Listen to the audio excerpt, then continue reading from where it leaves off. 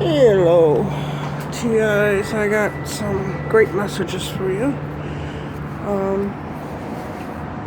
One, the AI companies, artificial intelligence companies, have filed lawsuit against the United States government and politicians for illegally using artificial intelligence.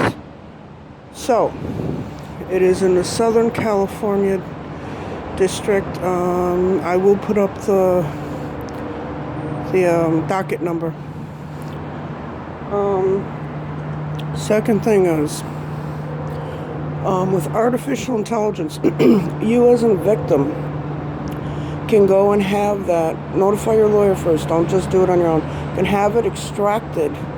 Your crimes and your torture can be extracted out and brought into a court and can be used against the people that are doing this against you. So,